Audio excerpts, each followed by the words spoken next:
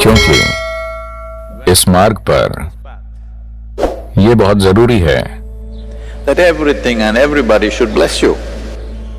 कि हर चीज और हर व्यक्ति, आप जमीन पर चलें तो धरती आपको आशीर्वाद दे, ये प्राणी विकसित हो, क्योंकि आपको हर चीज की जरूरत होगी।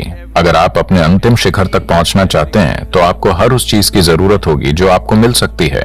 तो ये बहुत जरूरी है कि हर कोई और हर चीज आपको आशीर्वाद दे। अगर आप जाकर एक पेड़ के नीचे बैठें तो पेड़ आपको आशीर्वाद दे। ऐसे जीने का एक तरीका मौजूद है।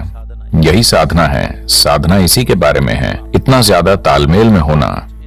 चाहे वो एक जानवर हो या पक्षी या पेड़ या घास का तिनका हो, वो सभी खुद ही आपसे निकटता महसूस करें और वो आपके लिए जो बेहतरीन हो सके वो करें। कुछ लोग कहेंगे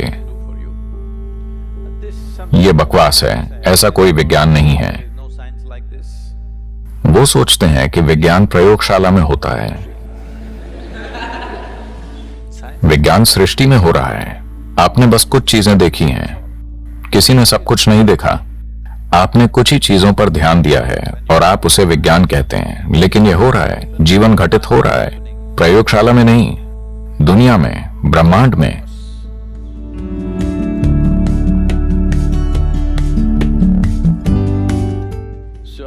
तो एक मददगार माहौल बनाना ही इस संस्कृति का मुख्य उद्देश्य था हमेशा। कि एक आध्यात्मिक व्यक्ति का मतलब होता था कि उसे इस संस्कृति में तुरंत मदद मिलती थी। जैसे आपने ध्यानलिंग मंदिर में कुछ पैनल देखे हैं, आपने तमिलनाडु के संतों और सिद्ध लोगों के पैनल देखे हैं। उनमें से एक यही दिखाता है, अगर किसी में आध्यात्मिक होने का कोई लक्षण है तो भले ही वो आपको मारना चाहे, आप खुद को नहीं बचाएंगे उस हद तक। यहां तक कि अगर लोगों के पास अपने या अपने बच्चों के लिए भोजन नहीं होता था और वो किसी को आध्यात्मिक मार्ग पर देखते थे तो पहले उसे भोजन देते थे, क्योंकि उन्हें लगता था कि वो अपने जीवन का हमसे बेहतर इस्तेमाल कर रहा है।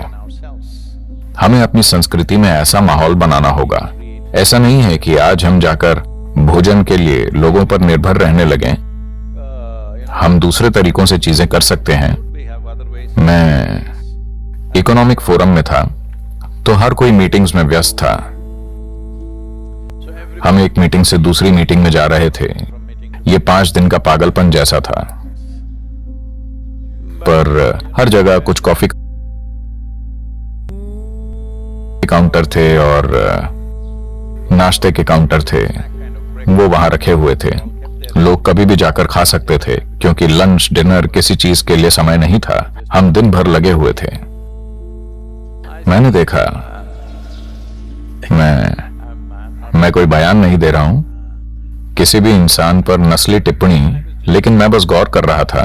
ज्यादातर लोग बस ऐसे आते थे, सभी सूट बूट वाले लोग। वो ऐसे आकर जो चाहते थे उठाते थे। अगर उन्हें पसंद नहीं आता तो वो बस उसे वहीं छोड़ देते, कूड़ेदान में डालकर चले जाते।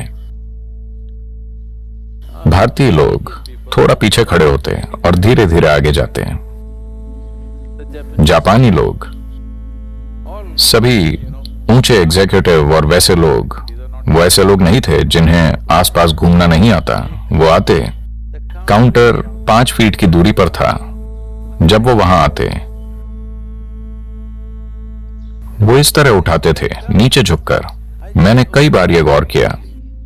मुझे लगा कि ये बहुत बढ़िया है कि वो किसी से ग्रहण भी नहीं कर रहे हैं, नाश्ता बस रखा हुआ है, पर उसे उठाते समय उसके प्रति एक कृतज्ञता और भक्ति भाव मौजूद है। वो आखिरी कुछ कदम झुककर चलते हैं। एक पूरी तरह से कॉरपोरेट माहौल में हर कोई सूट बूट में है, ठीक है। वो बस उनमें से हर कोई, वो इसे सचेतन होकर भी नहीं कर रहे, वो बस कर रहे हैं। मैंने ये बार बार देखा वहां बैठकर।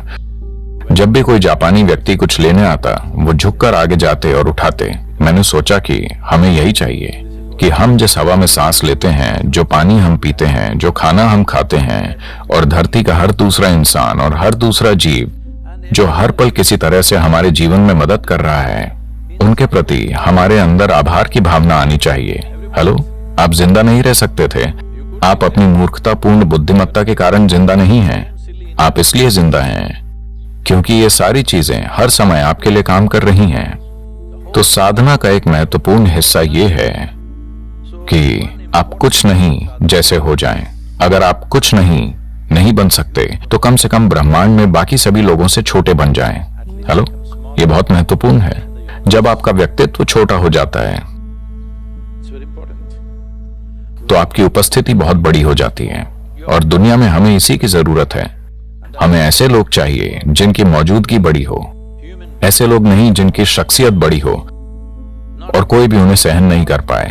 तानाशाह, बहुत ज्यादा तानाशाह हैं। अगर मैं तानाशाह कहता हूं तो आप बेनिटो मुसोलिनी या एडोल्फ हिटलर के बारे में सोचते हैं। नहीं, तानाशाह हर जगह हैं। वो माता पिता के रूप में हैं, वो शिक्षकों के रूप में हैं, वो हर जगह मौजूद हैं। सौभाग्य से वो उनकी तरह काबिल नहीं हैं जिनका मैंने नाम लिया। सिर्फ उनकी नाकाबिलियत की हम तारीफ कर रहे हैं, पर वो तानाशाह हैं। तो विकास के लिए एक महत्वपूर्ण चीज ये है, विकास को इस तरह मत समझिए। विकास का मतलब बारीक हवा की तरह हो जाना है ताकि आपकी उपस्थिति प्रबल हो, पर आपका व्यक्तित्व कुछ नहीं की तरह हो, ताकि आप हर चीज में फिट हो जाएं। यह बहुत महत्वपूर्ण है।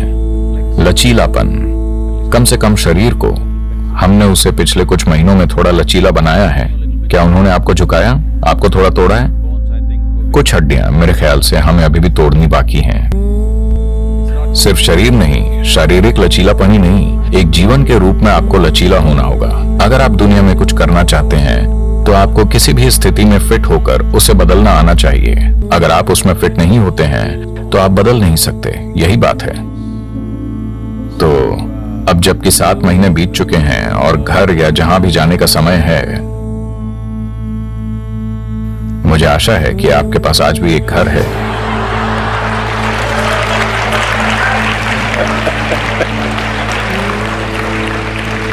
नहीं, मैंने बहुत जीवन देखा है। 7 महीनों में बहुत कुछ बदल सकता है। बहुत सी चीजें बदल सकती हैं, कौन जाने। तो आप जहां भी जाएं, साधना जारी रहनी चाहिए, ठीक है? साधना ऐसी चीज नहीं है जिसे आप याद करें, अरे हमने साधना पद किया था, बहुत अच्छा था। ये इस बारे में नहीं है। साधना जारी रहनी चाहिए।